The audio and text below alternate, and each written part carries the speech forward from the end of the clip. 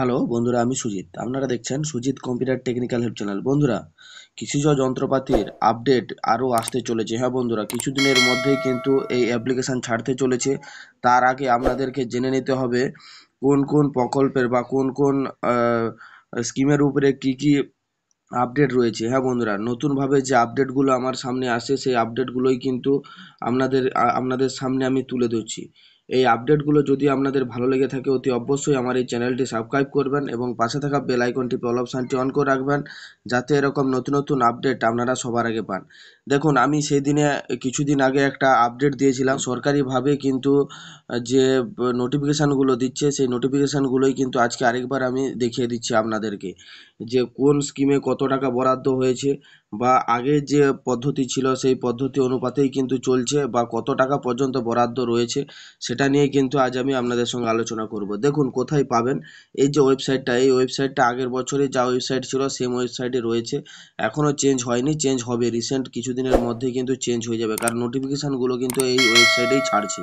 কি কি ওয়েবসাইটটা রয়েছে দেখুন, এই মাটির কথা .wb.gov.in। দেখুন, আমি প্রথমেই চলে যাচ্ছি। মাটির কথা লিখে যখনই আমি সার্চ করব মাটির কথা .wb.gov.in, দেখুন প্রথমে যে ওয়েবসাইটটা রয়েছে এই প্রথমের ওয়েবসাইটটার উপরে কিন্তু আপনাদেরকে ক্লিক করতে হবে। ক্লিক করে দিলে আপনাদের সামনে কিন্তু এরকম একটা ইন্টারফেস অন হবে, যে অফিসিয়াল ওয়েবসাইটটা রয়েছে সেটা কিন্তু আপনাদের সামনে অন হয়ে যাবে।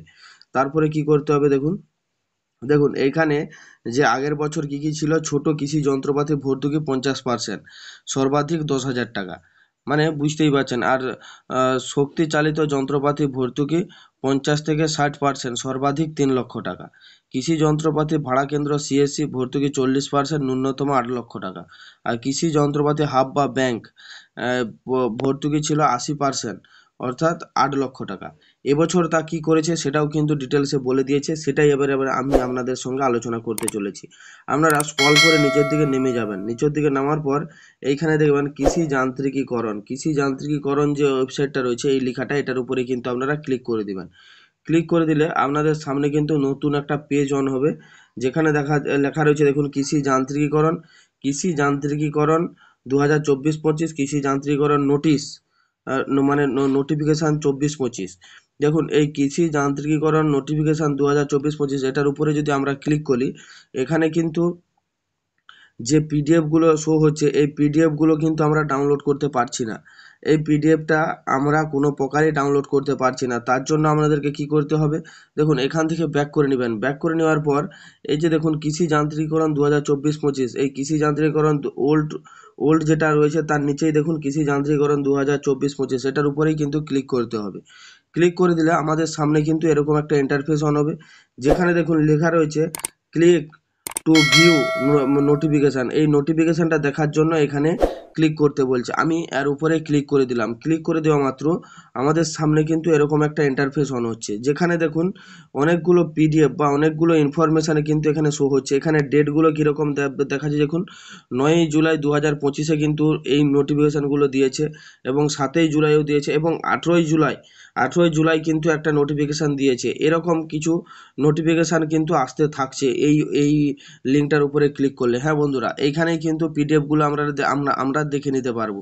এখানে কি কি কোন কোন স্কিমের উপরে কত পার্সেন্ট সাবসিডি রয়েছে সেটাও কিন্তু এখানে উল্লেখ করে দিয়েছে। দেখুন এই যে এখানে 7th জুলাই যে এটা রয়েছে, আর এখানে কি লেখা রয়েছে, implementation for farm machinery scheme under state plan during 2025-26, এই যে অপশানটা রয়েছে এটার উপরেই কিন্তু আপনাদেরকে ক্লিক করতে হবে। ক্লিক করে দিলে 122 পাতার একটা পিডিএফ এখানে শো হবে। 122 পাতার পিডিএফের মধ্যে এইখানেই কিন্তু পুরো ডিটেলসে বলে দিয়েছে। দেখুন যে কোন স্কিমে কত পার্সেন্ট সাবসিডি রয়েছে এবছর, পুরো ডিটেলসে দেখুন। আমি এখানে 11 নম্বর শিফটে চলে যাচ্ছি। 9 নম্বর শিফটে কিছু বলেছে, এবং এখানে 11 নম্বর শিফটে মানে যে পেজটা রয়েছে 11 নম্বর পেজে কিন্তু পুরো স্পষ্টত জানিয়ে দিয়েছে। দেখুন, OTA SFI 50% of the indicative price of shares of small employment or maximum 10,000 price. দেখুন আমি আপনাদেরকে একটা কথা বলি, ওটিএ এসএফআই কিন্তু 50% সাবসিডি কিন্তু এটা ছিল, যার সর্বাধিক 10,000 টাকা কিন্তু আপনারা সাবসিডি পেতে পারেন, এটা কিন্তু এখানে উল্লেখ করে দিয়েছে। তারপরে কি লেখা আছে, এফএসএসএম 50 থেকে 60% সাবসিডি পাবেন, এখানে 3 লক্ষ টাকা পর্যন্ত সর্বাধিক সাবসিডি পেতে পারেন। হ্যাঁ বন্ধুরা, 3 লক্ষ টাকা, 3 লক্ষ টাকা কিন্তু এখানে সর্বাধিক সাবসিডি পেতে পারেন। তারপরে সিএসসি কি বলেছে, যে 40% টোটাল ফিনান্সিয়াল আউটলে, মানে 40% সাবসিডি কিন্তু আপনারা পাবেন।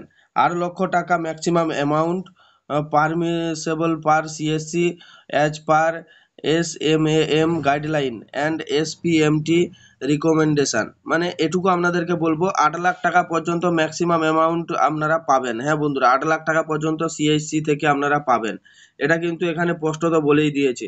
তারপরে FMAB বা FMH, এই যে ওয়েবসাইটটা বা এই যে স্কিমটা, এই স্কিমের আন্ডারে কি কি পাবেন, দেখুন 80% অফ দ্য প্রজেক্ট কস্ট, মানে 80% কিন্তু কস্ট পেতে চলেছেন। 30 লাখ টাকা সাবসিডি, মানে 30 লাখ টাকার কিন্তু প্রজেক্টে, 30 লাখ টাকার প্রজেক্টে 80% সাবসিডি পেতে চলেছেন।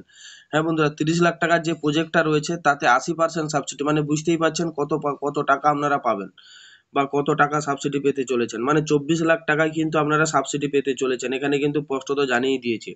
হ্যাঁ বন্ধুরা, এই যে মানে এই যে স্কিমগুলো, এই স্কিমগুলো আরও ডিটেলসে রয়েছে, এই পিডিএফটা ডাউনলোড করে আপনারা কিন্তু পুরো ডিটেলসে জেনে নিতে পারবেন, যে এই পিডিএফে যা যা বলেছে সেগুলোই কিন্তু অফিসিয়াল ওয়েবসাইটে যখন লঞ্চ হবে বা যেদিন থেকে আপনারা অ্যাপ্লিকেশন শুরু করতে পারবেন, এইগুলো কিন্তু আপনারা জানতে পেরে যাবেন, বা এইগুলো জানা কিন্তু খুবই আবশ্যিক।